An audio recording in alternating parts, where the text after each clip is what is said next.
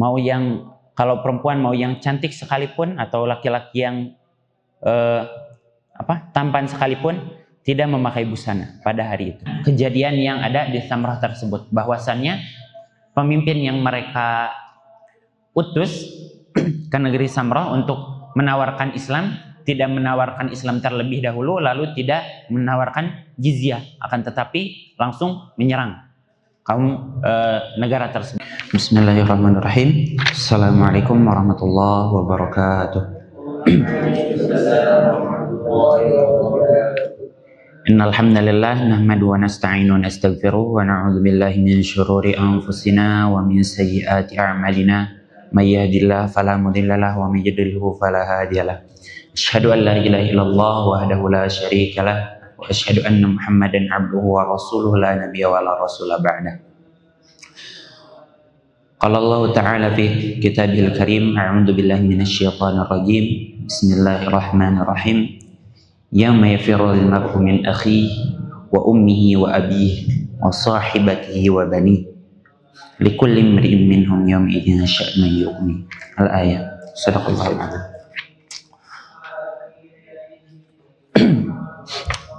Alhamdulillah, bersyukur kita kepada Allah Subhanahu wa taala atas nikmat-nikmat yang telah diberikannya, berupa nikmat kesehatan, nikmat waktu luang, sampai hari ini kita dapat berkumpul, bermuajahah untuk sedikit sharing ilmu agama. Salawat serta salam semoga selalu tercurah limpah kepada Nabi Muhammad sallallahu alaihi wasallam. Tak lupa juga kepada para keluarganya, kepada sahabatnya, kepada tabi'in, atba'ut tabi'in, dan sampai kepada kita selaku umatnya yang insya Allah masih turut patuh pada ajaran yang dibawanya.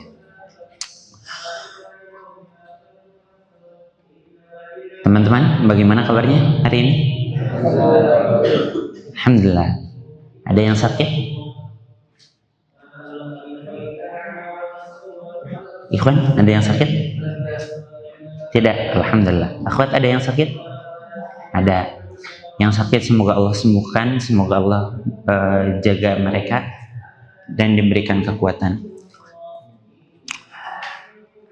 Insyaallah untuk pagi ini kita akan membahas sedikit hadis dari Nabi Shallallahu Alaihi Wasallam dari sahabat yang mulia Abu Hurairah radhiyallahu anhu, yaitu 7 golongan yang mendapatkan naungan Allah Subhanahu wa taala pada hari kiamat.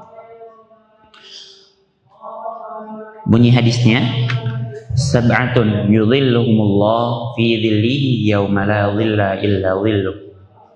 Imamun adilun wa syabun nasa'a fi ibadatillah wa rajulun qalbuhu mu'alliqun fil masajid wa rajulani tahaba fillahi ijtama' alaihi wa tafarraqa alaihi wa rajulun da'athu imra'atun datu mansubin wa jamilin faqala inni akhafullah wa rajulun tasaddaqa bis sadaqatin fa'akhafaha hatta la ta'lamu shimaluhu ma tunfiqu yaminuhu wa rajulun dzakarallahu khalian fafadat 'ainahu.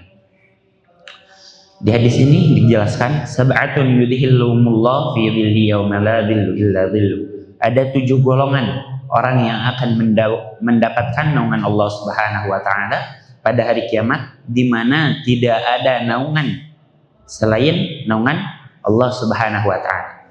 Yang pertama, imamun adilun, imam yang adil. Yang kedua, wasyabun nasa'a fi ibadatillah, seorang pemuda atau remaja yang tumbuh dengan selalu beribadah kepada Allah Subhanahu wa taala. Wa rajulun qalbuhu mu'alliqun fil masajid. Yang ketiga nih, ada seseorang yang hatinya tertarik terus ke masjid, terkait jadi dengan masjid-masjid. Terus yang keempat, wa rajulani tahaba fillah ijtama' alaihi wa tafarraqa alaihi. Dan 2 orang yang saling mencintai di jalan Allah Subhanahu wa taala, mereka bersatu karena Allah dan berpisah karena Allah Subhanahu wa taala. Lalu yang kelima, wa rajulun da'atu imra'atun da'atu mansubin wa jamilin faqala inni akhafullah. Dan seorang lelaki yang dirayu oleh seorang perempuan yang mempunyai kedudukan dan juga cantik, kemudian laki-laki itu menjawab, sesungguhnya saya takut kepada Allah. Yang keenam, wa rajulun tasaddaqa bi shadaqatin fa akhafaha hatta la ta'lamu shimaluhu ma tunfiqu yaminuhu. Jadi yang keenam, ada seorang yang bersedekah kemudian menyembunyikan sedekahnya sehingga tangan kirinya tidak mengetahui apa yang disedekahkan oleh tangan kanannya. Lalu yang ketujuh, wa rajulun dzakarallahu khaliyan fa fadat 'ainahu. Dan seseorang yang berzikir kepada Allah dengan menyendiri kemudian mencucurkan air mata karena takut dengan dosa-dosa yang telah diperbuatnya.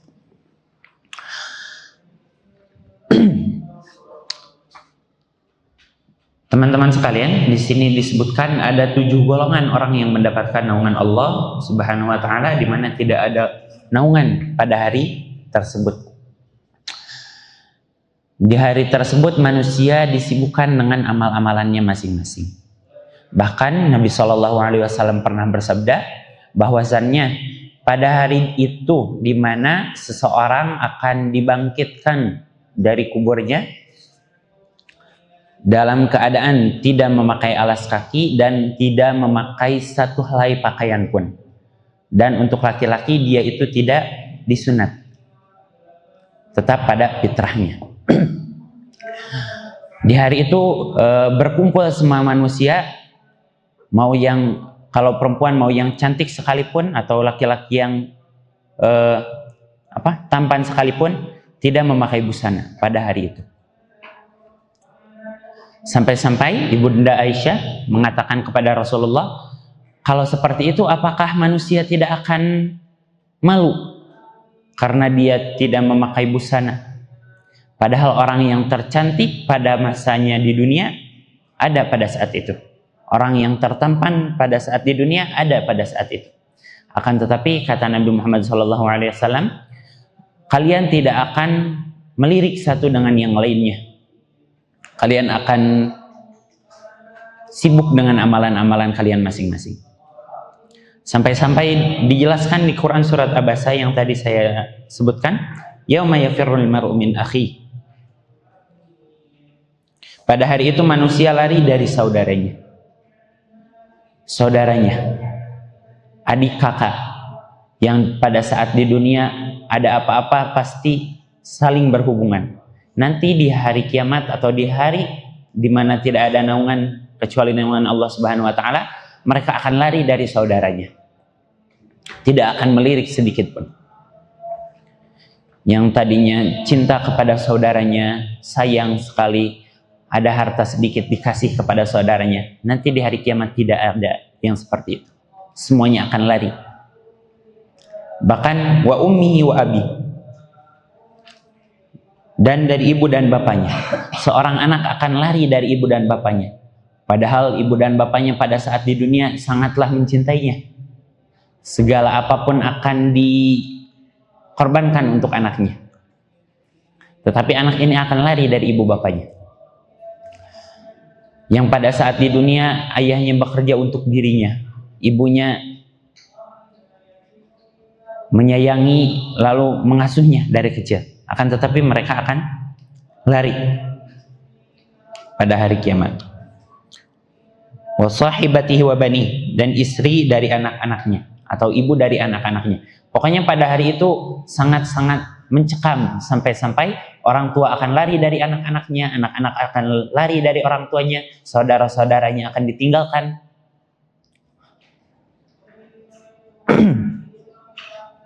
Sampai-sampai manusia pada hari itu akan mencari orang yang bisa, akan lari kepada para nabi-nabi. Yang pertama mereka lari kepada Nabi Adam, mengatakan bahwasannya bisakah hari ini dipercepat? Kata Nabi Adam, saya malu kepada Allah karena saya pernah melakukan dosa, yaitu memakan buah khuldi. Lari kepada Nabi Nuh, seperti itu pula jawabannya. Aku ada melakukan dosa kepada Allah Subhanahu wa taala. Bukan dosa, kesalahan. Kesalahan kepada Allah Subhanahu wa taala sehingga aku malu untuk meminta. Lalu lari lagi ke nabi yang lain sampai lari kepada Nabi Muhammad sallallahu alaihi wasallam. Di sana lalu Nabi Muhammad sallallahu alaihi wasallam meminta kepada Allah Subhanahu wa taala agar dipercepat pada hari itu. Lalu nah itu. Ada 7 golongan yang akan mendapatkan naungan Allah Subhanahu wa taala pada hari di mana tidak ada naungan kecuali naungan Allah Subhanahu wa taala. Yang pertama yaitu ada imam yang adil. Imam yang adil akan mendapatkan naungan dari Allah Subhanahu wa taala. Seperti apakah imam yang adil itu? Seperti apa? Ada yang bisa mencontohkan imam yang adil seperti apa yang dimaksudkan dalam hadis ini?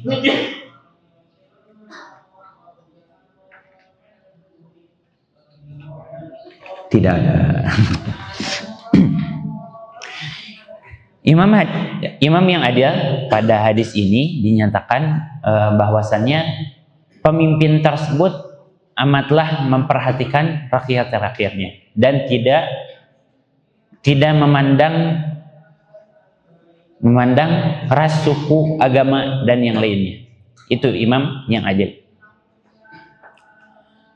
Bagaimana kita melihat Nabi Muhammad SAW dalam memimpin suatu negara? Tidak dibedakan antara penduduk yang muslim dengan penduduk yang non-muslim.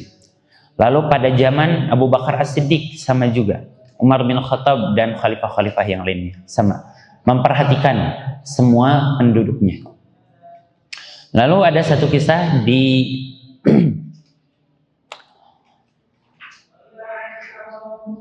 kisah cucunya Umar bin Khattab. Siapa cucunya Umar bin Khattab yang masih menjadi khalifah? Umar bin Abdul Aziz. Umar bin Abdul Aziz ini sangat terkenal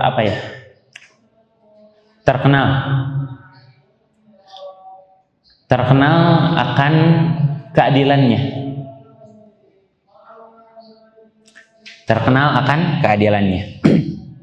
Di mana suatu ketika Umar bin Abdul Aziz ini memerintahkan satu pasukan untuk berkompromi dengan orang negara Samrah. Kalau tidak keliru, negara Samrah. Di sana orang tersebut diperintahkan untuk menawarkan Islam kepada mereka. Kalau tidak mau Islam, merekanya tidak mau masuk agama Islam, maka tawarkan upeti atau jizyah. Baru kalau tidak bisa juga bisa berperang baru. Tahapannya ada dalam Islam. Lalu orang ini, pemimpin ini, pada saat telah melaksanakan sholat subuh, dia langsung menyerang kaum negara Samrah tersebut dan mendapatkan kemenangan di negara tersebut. Samrah ini adalah suatu negara yang jika itu ditaklukkan, maka negara-negara lain di sekitarnya juga akan takluk, karena di sana pusat kotanya, di Samrah tersebut. Dan di dalamnya terdapat para penyihir, didominasi oleh para penyihir. Pada saat itu, karena mereka para penyihir tahu bahwasannya di negeri Syam itu adalah pemimpinnya adalah Umar bin Abdul Aziz dan terkenal akan keadilannya, maka diutuslah seorang pemuda yang bisa berbahasa Arab untuk pergi ke negeri Syam untuk melaporkan kejadian yang ada di Samrah tersebut, bahwasannya pemimpin yang mereka utus ke negeri Samrah untuk menawarkan Islam tidak menawarkan Islam terlebih dahulu, lalu tidak menawarkan jizyah, akan tetapi langsung menyerang kaum negara tersebut. Maka diutuslah seorang pemuda untuk pergi ke Umar bin Abdul Aziz. Sedangkan dari negaranya ke Syam itu membutuhkan waktu selama 1 bulan. 1 bulan mereka, pemuda tersebut berjalan ke negeri Syam. Setelah sampai di negeri Syam, pemuda tersebut melihat-lihat bahwasannya ada rumah-rumah mewah. Dan dia menyangka bahwasannya itu adalah istana khalifah. Istana khalifah. Berjalan pemuda tersebut, ada lagi rumah yang paling besar, sampai dia memasuki rumah yang paling mewah dengan dilapisi kaca-kaca di luarnya. Masuk di rumah tersebut, menemukan ada air mancur dan banyak orang yang sedang membasuh muka di sana. Lalu dia pun mengikuti membasuh mukanya di sana, di air mancur tersebut. Lalu masuk lagi pemuda tersebut ke ruangan selanjutnya yang lebih besar, lebih megah, lebih mewah, dan lebih banyak lagi kaca-kacanya. Pemuda tersebut berjalan sampai ada orang yang sedang sujud tertendang olehnya. Kata jong gitu ya. Orang yang sujud tersebut setelah selesai melaksanakan sholat, memanggil pemuda tersebut, lalu berbincang-bincang. Pemuda tersebut mengatakan bahwasannya saya ini dari negeri Samroh, ada pemimpin yang diutus ke negeri Samroh. Mereka tidak menawarkan Islam, tidak menawarkan upeti, langsung menyerang negeri Samroh. Lalu pemuda tersebut mengatakan, apa yang kalian sedang lakukan? Sedang sujud, sedang apa? Kami sedang melaksanakan sholat, kata orang yang tertendang tadi, yang ketenda. Kami sedang melaksanakan sholat. Bahwasannya dia menjelaskan bahwasannya Islam itu seperti ini, seperti ini, seperti ini, sampai pemuda tersebut tertarik dengan Islam, lalu syahadat pada saat itu. Padahal dia itu adalah seorang penyihir, tetapi tertarik dengan Islam karena hukum Islam amatlah bagus, amatlah adil. Sampai-sampai pada saat sudah masuk Islam juga, pemuda ini menanyakan di mana Umar bin Abdul Aziz. Kata orang yang tadi sholat, tenang saja, bahwasannya Umar bin Abdul Aziz akan menyelesaikan semua urusan Anda. Urusan Anda. Karena Umar bin Abdul Aziz ini terkenal dengan keadilannya. Setelah pemuda ini dan orang yang tadi mengantarkan pemuda kepada Umar bin Abdul Aziz, terlihatlah satu rumah yang terbuat dari tanah liat, dan Umar bin Abdul Aziz sedang menempelkan tanah liat di rumahnya. Ada tembok yang bolong ditempel di rumahnya. Itulah Umar bin Abdul Aziz. Kata orang yang tadi, silahkan Anda adukan semua yang tadi telah Anda katakan kepada beliau, maka beliau akan memutuskan dengan seadil-adilnya. Kata pemuda tersebut sambil tidak percaya bahwasannya memangnya benar dia itu pemimpin orang-orang Muslim. Kelihatannya jenggotnya sudah memutih, sudah tua, diamnya di rumah yang kecil yang terbuat dari tanah liat tadi. Sebelum pemuda tersebut mendatangi Umar bin Abdul Aziz, terlihatlah karena pintunya agak sedikit terbuka, terlihat ada seorang wanita yang sedang menguleni roti. Lalu datang seorang anak kecil yang kepalanya berdarah. Di sana dia menangis kepada ibunya. Lalu ditanya anak tersebut, mengapa kamu sampai berdarah seperti itu? Anak tersebut mengatakan kepada Umar bin Abdul Aziz, "Wahai ayah, sebenarnya tadi aku sedang bermain dan sedang lempar batu dengan temannya. Lemparan batu saya tidak mengenai teman saya, tetapi teman saya mengenai saya sampai kepalanya itu berdarah. Tapi saya yang salah ayah," katanya. Kata anak tersebut. Lalu kata Umar bin Abdul Aziz, "Ya, berarti kamu yang salah, bukan anak tersebut yang salah. Bagaimana jika keadaan ini terjadi pada saat ini? Anak presiden nih sedang lempar-lemparan batu. Ternyata anak presiden kena sampai berdarah. Bagaimanakah?" Penjara 5 tahun, penjara 10 tahun. Pada zaman itu enggak. Karena Umar bin Abdul Aziz mengetahui bahwasannya hukum fikih, jika ada seseorang yang sudah mengaku bersalah, maka itu bersalah. Jika ada seorang yang sudah mengaku dia mencuri, maka tidak dibutuhkan saksi kembali. Tidak dibutuhkan saksi kembali.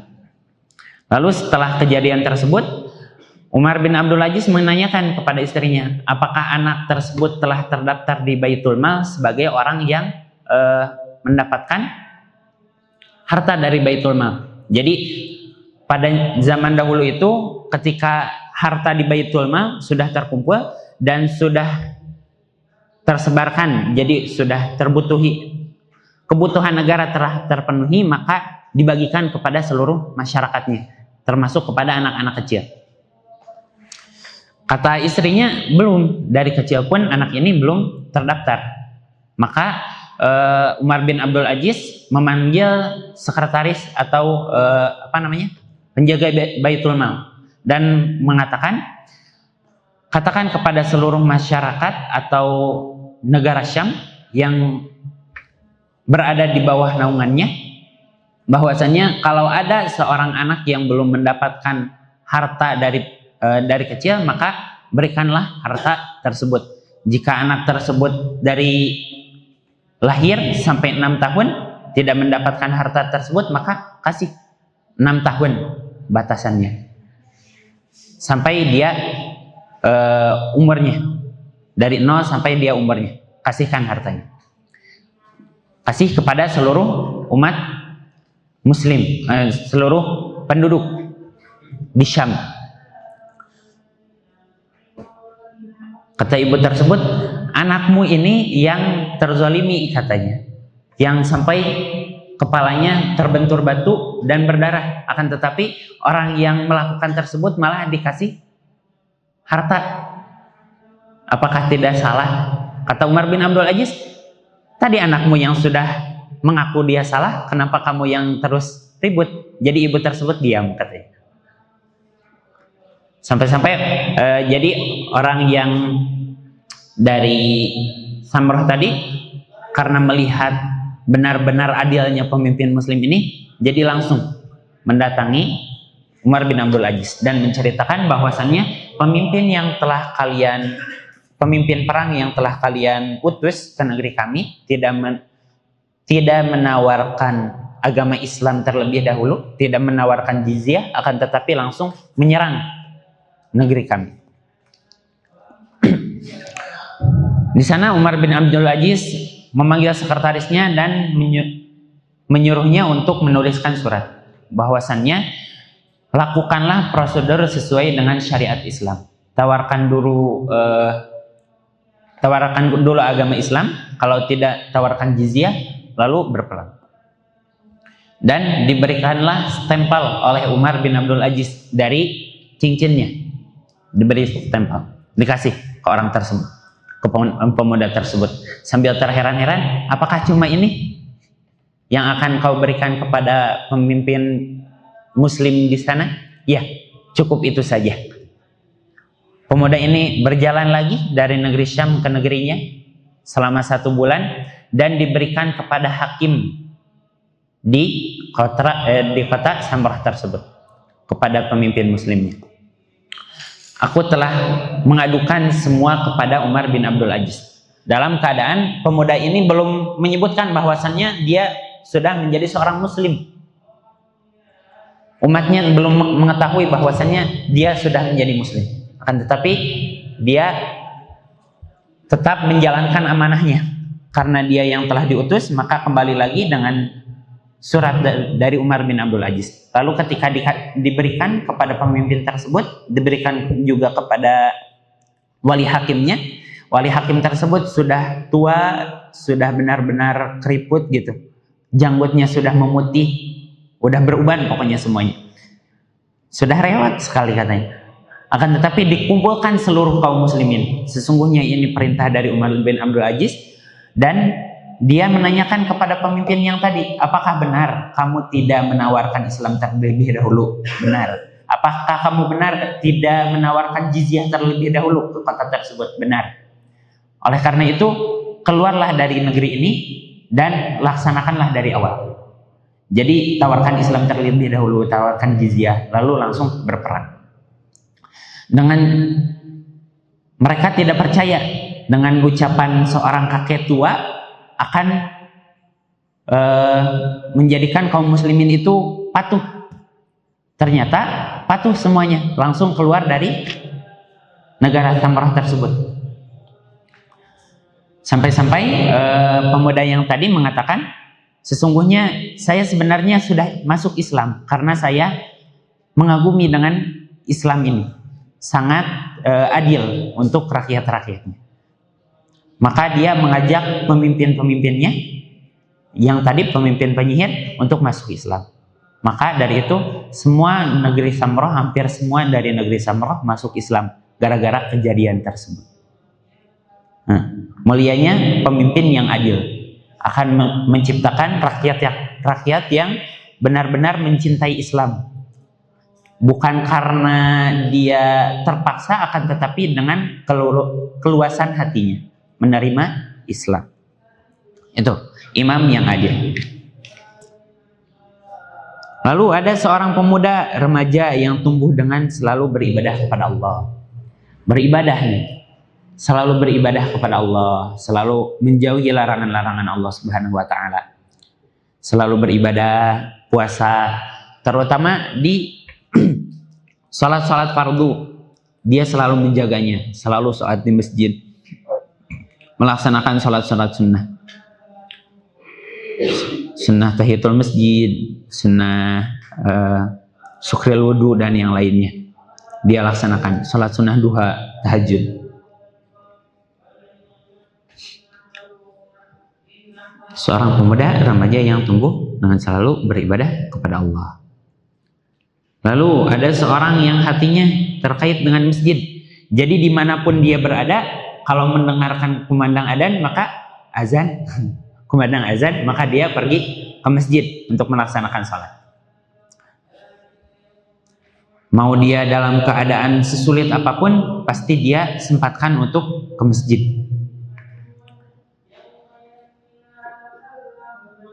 Sebenarnya ini pernah saya sampaikan juga, ada seseorang pada zaman dahulu yang di majelis Rasulullah SAW. Orang tersebut selalu pergi dari rumahnya sebelum azan berkumandang dan selalu berada di pojok sebelah kanan. Saya pernah menjelaskan di pojok sebelah kanan dia. Sampai-sampai orang tersebut sudah tidak terlihat lagi. Dan Nabi SAW baru menyadari bahwasannya orang tersebut sudah tidak ada lagi untuk melaksanakan sholat berjamaah. Lalu Nabi SAW menanyakan kepada para sahabatnya, di mana sahabatku yang sering sholat di pojok sebelah kanan sana. Maka ada seorang sahabat yang menunjukkan bahwasannya orang tersebut berada di daerah tersebut, jauh dari Masjid Nabawi. Masjid Nabi, jauh dari Masjid Nabi. Dia setiap harinya berjalan. Nabi SAW mendatangi rumah tersebut dan menanyakan, kemana sahabatku yang sering pergi ke masjid? Kata istrinya, suamiku telah meninggal beberapa hari yang lalu. Dan pada saat dia akan wafat, dia menyebutkan, mengapa tidak lebih jauh, mengapa tidak lebih jauh. Nabi Shallallahu Alaihi Wasallam setelah mengetahui hal tersebut, diberitahu bahwasannya pemuda tersebut diperlihatkan amalan ketika dia berjalan ke masjid. Diperlihatkan amalannya, pahalanya. Ketika dia berjalan ke masjid itu diperlihatkan pahalanya. Maka dia menyebutkan mengapa tidak lebih jauh, mengapa tidak lebih jauh. Karena kata Nabi Shallallahu Alaihi Wasallam, sungguh mulia pemuda tersebut. Karena saking jauhnya, tapi dia tidak mempermasalahkan hal tersebut. Saking jauhnya dari rumah sampai ke masjid. Tiap hari dia bolak-balik. Sebelum azan dia dari rumahnya ke masjid. Sampai-sampai diperlihatkan tadi amalan. Lalu yang selanjutnya, dan dua orang yang saling mencintai karena Allah, mencintai di jalan Allah, maka bersatu karena Allah dan berpisah pula karena Allah Subhanahu wa taala. Jatuh cinta seorang laki-laki dan perempuan karena Allah Subhanahu wa taala, karena ada suatu keputusan, maka mereka berpisah karena Allah Subhanahu wa taala.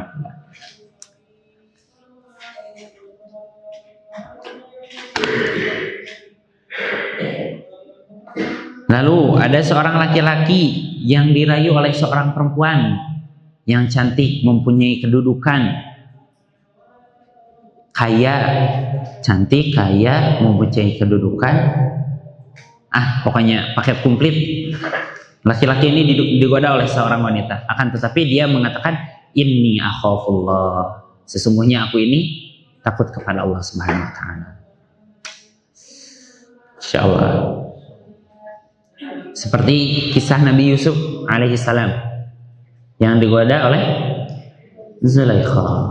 Akan tetapi laula ra'a burhana rabbi, dia melihat ada apa? Tanda-tanda kalau dia, jadi Nabi Yusuf itu mengingat bahwasannya Tuhannya Allah itu melihat dirinya. Maka dia berpaling dari wanita tersebut. Mendapat kemuliaan ketika seorang laki-laki yang dirayu oleh seorang wanita, lalu dia menyebutkan inni akhafullah, sesungguhnya aku ini takut kepada Allah. Ahmad, gimana jika hal ini terjadi kepada Ahmad nih? Ada seorang wanita cantik, banyak hartanya, punya kedudukan, jadi seorang ratu lah misalkan, si wanita tersebut diajak nih, ini akhafullah. Sikat madu katanya. Ini akhafullah. Sekarang di sini bisa, nanti nggak tahu. Ini akhafullah. Insyaallah bisa. Selesai apanya? Ini akhafullah. Jadi jangan karena tipu muslihat, baik wanita kepada laki-laki atau laki-laki kepada wanita, mengguncangkan keimanan kepada Allah Subhanahu wa taala. Jangan sampai iman ini rontok gara-gara percintaan.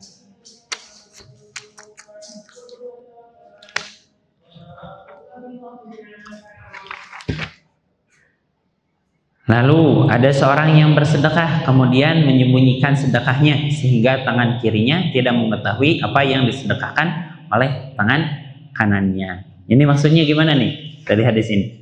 Apakah seperti ini? Bawa uang, yang kiri dikebelakangin, yang kanan ini cepat-cepat ambil. Yang kiri saya udah disembunyiin biar nggak kelihatan sama tangan kiri. Apakah seperti itu? Bukan. Akan tetapi dia ketika bersedekah tidak diumbar-umbar kepada orang lain. Kamu tahu gak, saya kemarin sedekah ke masjid ini 10 juta. Misalkan seperti itu. 10 juta ke masjid ini. Ini nih tiangnya, ini dari saya nih. Tiangnya dari saya. Jangan salah, ini tiangnya dari saya. Sampai semua orang tahu gitu. Nah, tidak seperti itu. Ketika sedekah, yang baik itu yaitu yang tersembunyi, yang tidak diketahui oleh orang lain. Atau misalkan saya mau sedekah 20 juta misalkan, saya sedekah 20 juta ke masjid, Asalkan nanti nama masjidnya nama saya jadinya. Masjid Arifki. Misalkan gitu. Tidak seperti itu. Jika kita sedekah, usahakan sedekah yang paling ikhlas, yang paling ridho, agar diganti lagi dengan rezeki yang lain, akan lebih berlipat ganda. Seperti firman Allah Subhanahu wa taala Quran Surat Ibrahim ayat 7, apa? La in syakartum la azidannakum wa la in kafartum inna adzabi lasyadid. Ketika kita bersyukur setelah bersedekah begitu banyak, maka pasti Allah akan tambah rezeki kepada kita. Karena kita telah bersyukur dengan mengeluarkan harta juga yang banyak. Pasti Allah akan mengembalikan yang lebih banyak pula.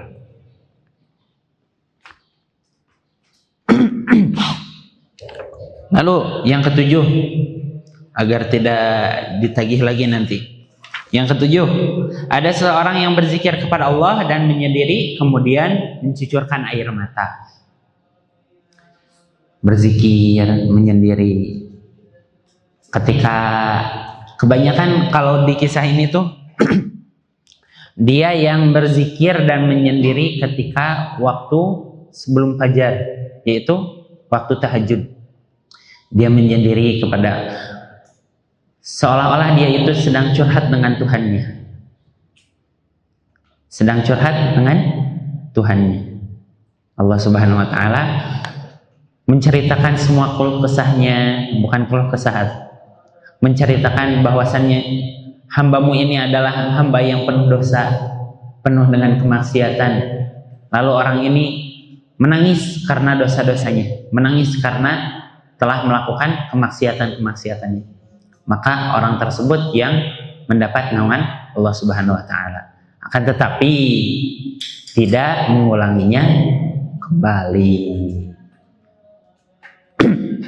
Setiap hari dia menyendiri. Menyendiri itu bukan melamun aja ya. Melamun gitu. Nah, ieu teh hafalan teh nerap-nerap gitu. Kenapa hafalan ini enggak apa namanya, nggak masuk gitu, dia ngelamun. Kebanyakan kayaknya seperti itu ya. Jadi kalau nggak dapat hafalan malah bengong. Sebetulnya ketika tidak dapat hafalan banyak istighfar aja. Astagfirullahaladzim, astagfirullahaladzim. Berarti ini ada dosa kepada Allah Subhanahu wa taala sampai saya susah untuk menghafal. Nah, seperti itu.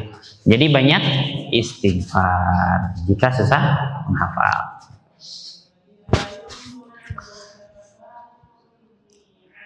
Udah, mungkin itu kalau 1 sampai 7 poin. Sebenarnya kalau dikupas satu-satu ini lebih lama, bisa sampai 7 pertemuan. Tapi saya persingkat jadi 1 pertemuan. Karena sudah syuruk, mungkin dicukupkan sekian. Jadi pertemuan kali ini kita membahas tentang 7 golongan orang yang mendapat naungan Allah Subhanahu wa taala. Yang pertama imam yang adil, yang kedua ada seorang remaja yang selalu beribadah kepada Allah, yang ketiga yang selalu terikat dengan masjid, yang keempat seseorang yang mencintai, 2 orang yang mencintai, pemuda-pemudi yang mencintai karena Allah dan berpisah karena Allah Subhanahu wa taala. Yang kelima ada seseorang pemuda, laki-laki atau perempuan yang digoda oleh yang berharta, berjabatan, dan mempunyai ketampanan atau kecantikan. Nah, tetapi dia mengatakan inni akhafullah. Yang kelima, yang selalu menyembunyikan sedekahnya, tidak mengumbar-ngumbar sedekahnya. Lalu yang ketujuh, dia yang selalu menyendiri dan bermunajat kepada Allah Subhanahu wa taala karena kesalahan yang telah diperbuatnya. Nah, itu 7 naungan Allah Subhanahu wa taala. Semoga kita mendapatkan salah satu dari naungan Allah tersebut agar dipermudah pada hari kiamat kelak. Kita cukupkan dengan ucapan hamdalah. Alhamdulillahirabbil alamin. Subhanakallahumma rabbana wa bihamdika asyhadu an la ilaha illa anta astaghfiruka wa atubu ilaik. Kurang lebihnya mohon maaf. Wassalamualaikum warahmatullahi wabarakatuh.